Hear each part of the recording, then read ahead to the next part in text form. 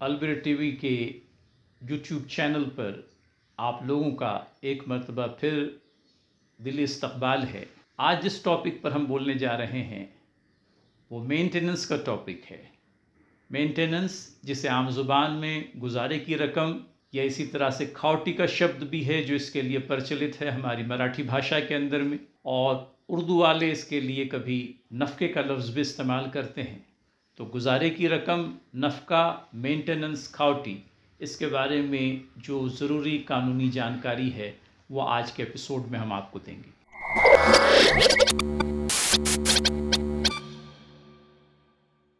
शादी होने के साथ शोहर पर बीवी के चंद एक हुकूक आयद हो जाते हैं। मुस्लिम पर्सनल लॉ की बात कहें और दीगर कानूनों की भी बात कहें तो 3 से 4 राइट्स हैं मैरिड वुमन के। इसमें राइट ऑफ मेंटेनेंस है, राइट ऑफ रेसिडेंस है, इसी तरह से राइट ऑफ रेसिप्रोकल इनहेरिटेंस है।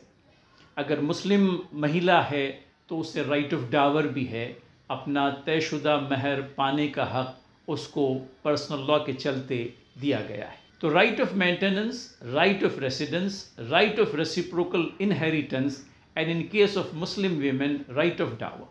शोहर ने जब बीवी के साथ में निकाह कर लिया तो कानून के ज़रिए उस पर यह जिम्मेदारी आयद होती है कि वो अपनी बीवी के रहने का ठिकाना उसको बना करके दे। राइट ऑफ रेसिडेंस जिसे कहा गया है, हमारे यहाँ डोमेस्टिक वायलेंस एक्ट के अंदर में शेयर्ड हैबिटेट की बात कही गई है, एक ऐसा घर जिसमें वो दोनों शेयर करके रहते हैं। तो यह है राइट ऑफ रेसिडेंस।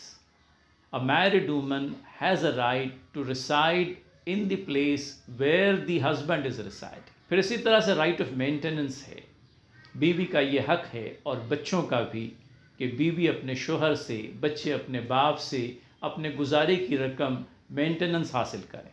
और फिर इसी तरह से एक तीसरा राइट है जो ज़िंदगी में तो हासिल नहीं होता, ज़िंदगी के बाद मिलता है, राइट ऑफ इनहेरिटेंस।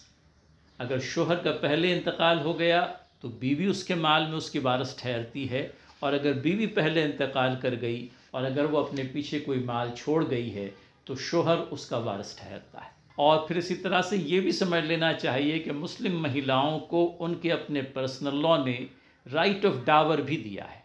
अगर निकाह के समय डावर की अदायगी हो गई है तब तो कोई प्रॉब्लम नहीं, लेकिन अगर निकाह के समय सिर्फ शोहर ने डावर देने की बात कही है लेकिन दिया नहीं है तो शादी के बंधन की समाप्ति पर बीवी अपने शोहर से अपना महर वसूल कर सकती है, और अगर शोहर का इंतकाल हो चुका है तो वो महर अदा करने की जिम्मेदारी शोहर के अपने वारिसों की होगी। तो ये 4 प्रकार के राइट्स हैं जो मुस्लिम महिला को प्रदान किए हैं उसके अपने पर्सनल लॉ ने। एक मरतबा फिर जान लीजिए, right of maintenance, right of residence, right of reciprocal inheritance और finally right of Dawar. Maintenance को लेकर के बड़े प्रॉब्लम्स हो जाते हैं। जब तक के शोहर और बीवी साथ है तब तो कोई प्रॉब्लम नहीं होता, तब आपस में इतनी समझदारी होती है कि जो कुछ मेरा है वो तुम्हारा है और जो कुछ तुम्हारा है वो मेरा है। लेकिन एक मर्तबा अगर दोनों के अंदर में रिश्ते में ख़राबी आ गई तो फिर ये जो एक दूसरे के साथ में एक कंसिडरेबल टाइम तक रहे हैं एक दूसरे के दुश्मन जैसे बन जाते हैं। कानूनी मुकद्दमात जो हमने लड़े हैं उसके अंदर में हमने ये देखा है कि एक मर्तबा अगर शोहर और बीवी के दरमियान में इख्तलाफात पैदा हो गए, समस्याएं निर्माण हो गई, एक दूसरे के विचार एक दूसरे से विभिन्न हो गए और कोर्ट रूम के अंदर में फिर वो ड्रामा शुरू हो जाता है जो घर की 4 दीवारी तक सीमित होना चाहिए था। अब वो एक दूसरे के दुश्मन हो गए हैं, एक एप्लीकेंट कहलाता है और दूसरा अनफॉर्चुनेटली अपोनेंट बन जाता है। ये हमारी कानूनी व्याख्या है जो उन्हें एक दूसरे के ख़िलाफ़ खड़ा कर देती है। मेंटेनेंस के सिलसिले में एक बात तो बिल्कुल ही यूँ कह लीजिए कि किसी दो राय से पाक है, और वो ये कि जब तक के विवाह का संबंध दोनों के अंदर में बना हुआ है, जब तक शोहर और बीवी मैरिज के रिश्ते में एक दूसरे से जुड़े हुए हैं, तब तो शोहर की जो जिम्मेदारी है बीवी को मेंटेन करने की उसको उसका नफ़क़ा देने की, गुजारे की रकम देने की, इसके बारे में कोई डिस्प्यूट नहीं। उसकी लायबिलिटी अपनी जगह एब्सोल्यूट है। सिर्फ एक ही सूरत हो सकती है, वो ये कि बीवी ऑन हर ओन अपने आप को मेंटेन कर सकती है। लेकिन फिर भी वहाँ ये देखा जाता है कि बीवी क्या कुछ कमाती है, शोहर के सोर्सेज ऑफ इनकम क्या हैं। हमारे यहाँ इस बात को बहुत ज़्यादा अहमियत दी गई है कि wife should be in a position to maintain the same standard of life which the husband is maintaining for himself. बीवी और शोहर दोनों का स्टैंडर्ड ऑफ लाइफ एक जैसा होना चाहिए। अगर बीवी कुछ कमाती धमाती है लेकिन शोहर की कमाई उसके मुकाबले में कहीं ज़्यादा बढ़ी हुई है, तो बावजूद इसके कि बीवी कुछ न कुछ कमाती है, शोहर को उसका मेंटेनेंस देने के लिए कानून जवाबदेह ठहराता है। तो ऐसा नहीं है कि बीवी अगर समझ लीजिए कुछ कमा रही है, अपनी गुजर बसर के लिए हाथ पैर जोड़कर कहीं से कुछ ला रही है, तो शोहर अपनी जिम्मेदारी से बिल्कुल यूँ कह लीजिए कि छूट गया। ऐसा नहीं है।